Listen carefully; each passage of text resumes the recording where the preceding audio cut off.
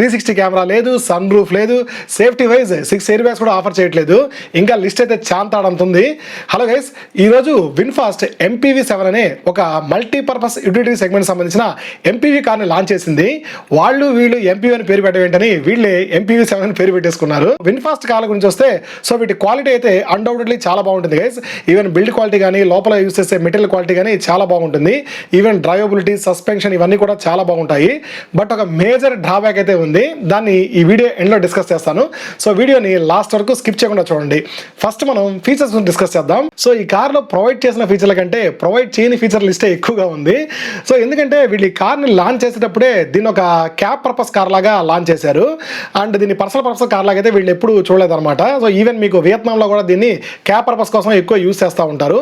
So అందుకనే వీళ్ళు ఫీచర్ల మీద ఎక్కువ కాన్సన్ట్రేట్ చేయకుండా సో బేసిక్ ఫీచర్లు ఇచ్చి వదిలేశారు. సో అడ్వాన్స్డ్ ఫీచర్లు అయితే ఏం ప్రొవైడ్ చేయట్లేదు. ఫస్ట్ దీని కాస్ట్ గురించి మాట్లాడుకోవాలి గైస్. దీని కాస్ట్ అయితే 24,49,000 ఇచ్చారు వీళ్ళు. ఎక్స్-షోరూమ్ ప్రైస్ అది. మనకి ఆన్ రోడ్ వచ్చినప్పటికే అరౌండ్ మీకు 27-28 లక్షల దాకా అయిపోద్ది. సో ఇంత కాస్ట్ పెట్టినప్పుడు మినిమం ఫీచర్లు ప్రొవైడ్ చేయాలి కదా. ఈ సెగ్మెంట్లో ఉండే అదర్ కార్స్ మనకి మేజర్ ఫీచర్లు ప్రొవైడ్ చేస్తున్నాయి. వీళ్ళు సేఫ్టీ వైజ్ కూడా కొన్ని ఫీచర్లు అయితే ప్రొవైడ్ చేయలేదు. సో అవేంటో ఒక్కొక్కటిగా చెప్తాను. ఫస్ట్ మనకి 360 కెమెరా ప్రొవైడ్ చేయలేదు.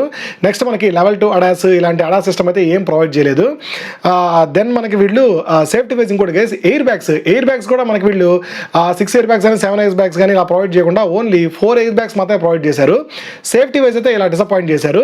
ఇంకా ప్రీమియం ఫీచర్లకు వచ్చేసరికి ప్రీమియం ఫీచర్లో మనకి సన్ రూఫ్ అయితే ఆఫర్ చేయట్లేదు. ఈవెన్ VF7లో ప్రొవైడ్ చేసినట్టు మనకి మూన్ రూఫ్ కూడా ఆఫర్ చేయట్లేదు. సో అదొక డ్రాబ్యాక్. దాని తర్వాత ఇంటీరియర్లో మనకి ఆటో డిమ్మింగ్ IRVM ప్రొవైడ్ చేయలేదు. ఇది కూడా ఒక డ్రాబ్యాక్ అనేది చెప్పాలి. తర్వాత డ్రైవర్ సైడ్ ఉంటే MID కూడా ప్రొవైడ్ చేయలేదు. సో అసలు MID మిస్ చేయడం ఏంటో నాకైతే అర్థం కావట్లేదు. సెంటర్లో మనకి ఇన్ఫోటైన్మెంట్ సిస్టమ్ అయితే ప్రొవైడ్ చేశారు. సో అక్కడ కొంచెం బెటర్ అనే చెప్పాలి. ఎందుకంటే ఈ మధ్య వస్తున్న కార్లో 3 స్క్రీన్లు 4 స్క్రీన్లు ఇవన్నీ ప్రొవైడ్ చేస్తున్నారు కదా. అలా కాకుండా సింగిల్ స్క్రీన్ మాత్రమే ప్రొవైడ్ చేశారు. ఇది ఒక బెస్ట్ థింగ్ అని చెప్పాలి. అండ్ ఇంకోటి డ్రైవర్ సీట్కి ఎలక్ట్రికల్ అడ్జస్టబుల్ బటన్స్ అయితే ఏం ప్రొవైడ్ చేయట్లేదు. ఇప్పుడున్న ప్రీమియం EV కార్స్ అన్నింటిలో కూడా మనకి ఎలక్ట్రికల్ అడ్జస్టబుల్ ప్రొవైడ్ చేస్తున్నారు. వీళ్ళు అది కూడా మిస్ చేసి పడేశారు. సెకండ్ రోలో సీట్కి ఈవెన్ మనకి కప్ హోల్డర్స్ కూడా ఆఫర్ చేయట్లేదు కలిసి వీళ్ళు. కప్ హోల్డర్స్ ఇన్ సెన్స్ అంటే హ్యాండల్స్ కూడా ఆఫర్ చేయట్లేదు. అది కూడా కరెక్ట్గా అనిపించింది నాకు. నెక్స్ట్ ఫ్రంట్లో మనకి వైర్లెస్ ఛార్జింగ్ కూడా ఆఫర్ చేయట్లేదు. అదొక డ్రాబ్యాక్.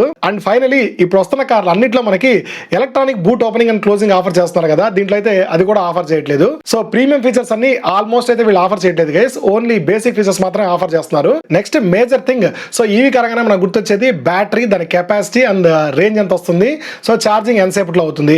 సో ఈ టెక్నికల్ స్పెక్స్ అని ఇప్పుడు మాట్లాడదాం.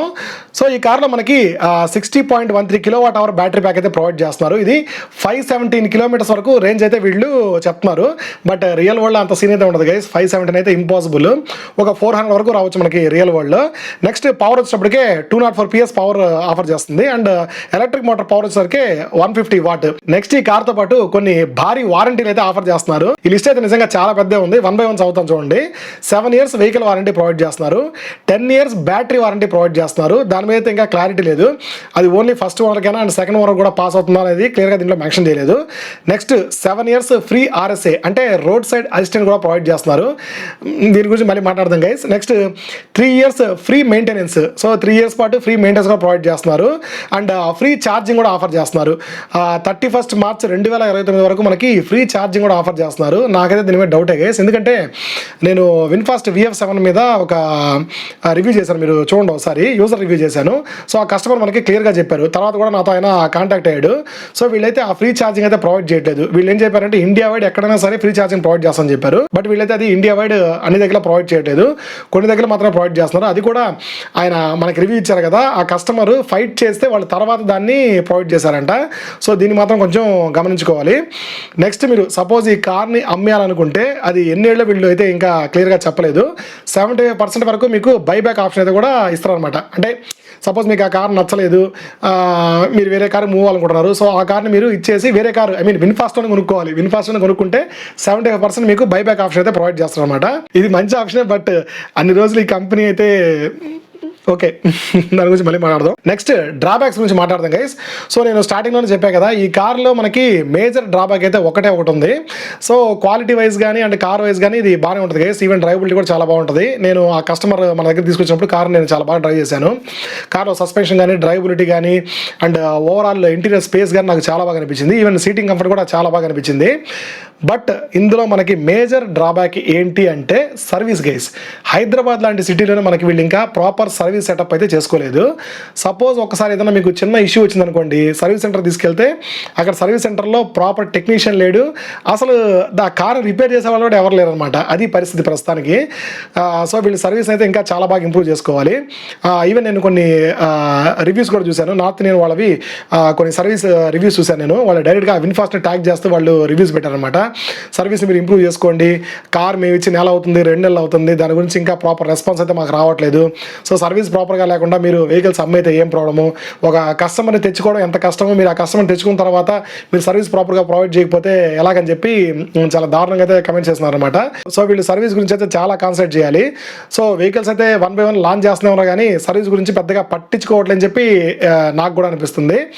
దాన్ని ఖచ్చితంగా వీళ్ళు సీరియస్గా తీసుకొని ఇంప్రూవ్ చేసుకోవాలి. నెక్స్ట్ ఈ సెగ్మెంట్లో కాంపిటేటర్స్. ఈ సెగ్మెంట్లో ఈ కార్కి మెయిన్ కాంపిటేటర్స్ మనకి కియా నుంచి క్యారన్స్ క్లావిస్ ఈవీ వచ్చింది కదా, అదొక కాంపిటేటర్, మెయిన్ కాంపిటేటర్. నెక్స్ట్ మనకి బీవైడీలో ఈమాక్స్ అని ఒక కార్ ఉంది. సో అది కూడా మెయిన్ కాంపిటేటర్. నెక్స్ట్ మహేంద్రలో మనకి XEV 9S ఉంది కదా, సో అది రీసెంట్గా లాంచ్ అయింది. సో ఈ ఎంపీవీ సెగ్మెంట్లో చాలా ఎక్కువగా సేల్ అవుతుంది గైస్. అదైతే దీనికి మేజర్ కాంపిటేటర్ అని చెప్పాలి.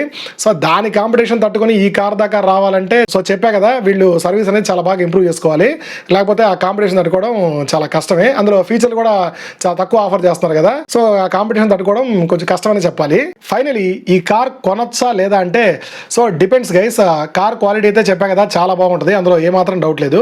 బట్ సర్వీస్ వైజ్ నాకు ఇబ్బంది కలగకూడదు అని వాళ్ళు కొంచెం కొన్ని రోజులు ఆగాల్సిందే అని చెప్తాను. ఎందుకంటే హైదరాబాద్ లాంటి సిటీలో మనకి ప్రాపర్ సర్వీస్ అవైలబుల్ లేనప్పుడు చిన్న చిన్న ఊళ్ళలో డిస్ట్రిక్ట్ హెడ్ క్వార్టర్స్లో మీరు ఈ కార్ కొనుక్కోనుకోండి, సర్వీస్ అయితే మీకు ప్రాపర్గా అవైలబిలిటీలో ఉండదు అండ్ పార్ట్స్ అవైలబిలిటీ కూడా మీకు ఉండదు. సపోజ్ ఏదైనా మేజర్ పార్ట్ మీకు డ్యామేజ్ అవుద్ది, సో అలాంటప్పుడు మీకు పార్ట్స్ అవైలబిలిటీ కూడా ఉండదు. మీరు కార్ కానీ సర్వీస్ సెంటర్లో పెట్టేశారనుకోండి, నెలల తరబడి మీకు కార్ అక్కడే ఉండిపోతుంది అనమాట, కార్ మీ దగ్గరికి తిరిగి రాదు. దాని తర్వాత వీళ్ళు కొన్ని ఏదో చిన్న చిన్న బ్యాటరీ ఇష్యూలు అండ్ ఛార్జింగ్ ఇష్యూలు కూడా ఉన్నాయని కొంతమంది పోస్ట్ చేశారు. సో అది కూడా వీళ్ళు చెక్ చేసుకోవాలి. అండ్ మోస్ట్లీ అంతే గైస్. సో ఈ కార్ గురించి మీకు ఇంకేమైనా డౌట్స్ ఉంటే కమెంట్ సెక్షన్లో తప్పకుండా కమెంట్ చేయండి. సో వ్యాలిడ్ కమెంట్స్ అన్నిటికీ ఖచ్చితంగా రెస్పాండ్ అవుతాను. సో ఇలాంటి జెన్యూన్ రివ్యూస్ కోసం మన ఛానల్ని తప్పకుండా సబ్స్క్రైబ్ చేసుకోండి గైస్.